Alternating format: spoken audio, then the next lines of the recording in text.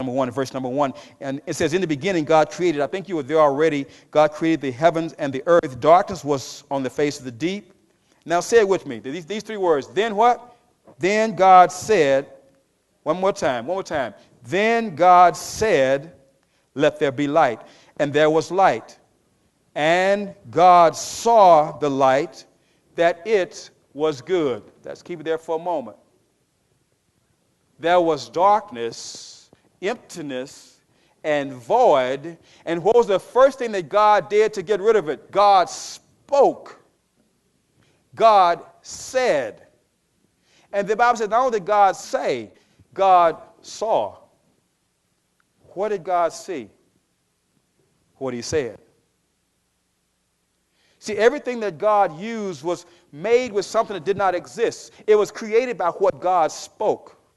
God did not use dirt to make mountains or wood to make trees. He did not take water from someplace to make the rivers and the oceans and seas. God spoke everything, and what God spoke came into existence. It was created by the words he spoke. God spoke it, and then God saw what he spoke. And then God said it was good. Now, what was good? Was what God created good? No, his word was good. His word was the creative force that made it possible. So if what ended was good, he was not talking about the product, he was talking about his word. I'm sharing with you the power of your word. You do not have what you see, you have what you say. If you want something different, you've got to start speaking something different in your life.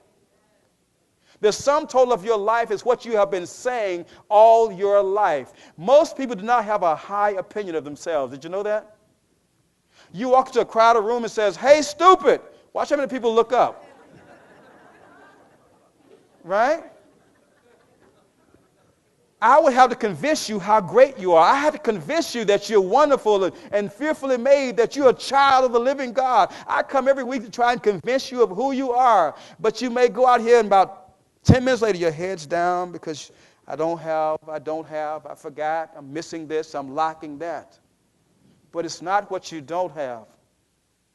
Think always about what you do have. Think about the resources that God has given you. You have opportunity and gifts that you've never opened yet. I'm going to share with you a few more of the scriptures in which God said. Notice how many times God said, and then God saw. And then God said it was good. God said it first. God saw what he said, and then he said it was good. So the first aspect of achieving, accomplishing something is, number 1, I say it. And I have to make my word so strong and so good that whenever I say something, it's already come to pass. If you tell someone something, they can hang their hat on your word. Your word becomes so strong and so powerful that as soon as you speak, things align themselves to make your word good. That's true integrity. That when your word is so strong, when you says, we're going to build this or we're going to do this tomorrow, everybody else is excited about doing it. Why? Because you spoke it. You may not have to bring it to pass, but your word brought other people and resources to you. Why? Because your word is now powerful, and God aligns everything according to your word. But whenever you speak something and your word is not good, then the product is not good. When you speak, let your words be truth. Let your words speak your integrity. Let's look at Genesis verse number 6. You see that it says, then God said, right? Let there be a firmament. And God saw the firmament, that it was good. Verse 9, then God said, let the waters. And God saw the waters, that it was good. God said, let the earth bring forth grass. And God saw that it was good. Are you getting the revelation yet? Verse 14, then God said, let there be lights. And God saw the lights, that it was good. Verse 26, God said, let us make man, which is you and I, in our image, giving you the ability to speak and say and create with what you say. So you're made in the image of God is really the essence of God. Because we don't really look like God, but the essence of God is who God is, the character of God. When you embody the character of God, then you can speak to that darkness. You can speak to that sickness. You can speak to those demons, and they will obey you. Why? Because you have the voice and authority of God. But that does not happen unless you abide in the presence of God. As God builds up himself from you, you strengthen yourself in the Spirit of God so that you can speak, and what happens is exactly what you say. If you take aim at something, let's say if you were shooting at a target, and you hit that target exactly in the center, you would say that was a good shot. But what you were complimenting was not the target. What you were complimenting was the aim. If your aim was not good, you missed your target, you would say that that was a bad shot, not a bad target. You wouldn't move the target because you missed it. What you'd do is you'd adjust what?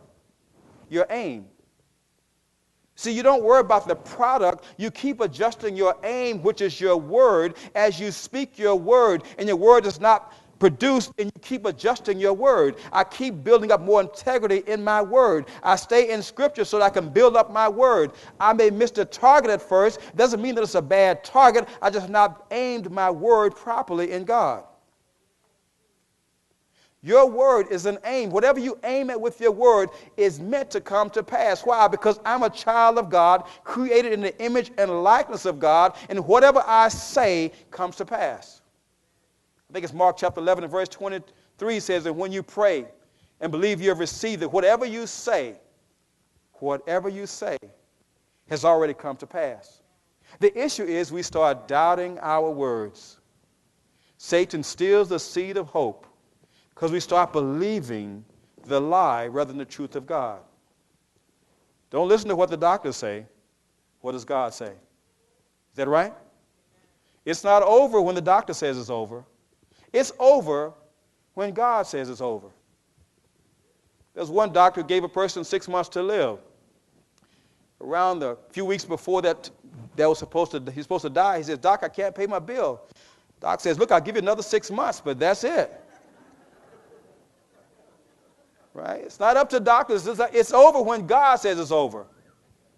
No one else has the power of life and death, only God himself. Let's go back to our next scripture. Do you know what James 3 and 4 says? It talks about the power of the tongue. I want to go back to that same scripture. James 3 and 4 says that our tongue is like the rudder of a ship. A little rudder of a ship, when it turns, it moves the whole ship about.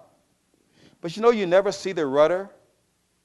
All you see is the shift of the boat or the ship. It just changes, but it's all controlled by the rudder. And he says your tongue is that rudder. When you learn how to direct your words, you're directing the course of your life. And whatever you say starts to change the course of your life. So if I want to go someplace different, I have to change what? My rudder. As I change my rudder, so does the ship change.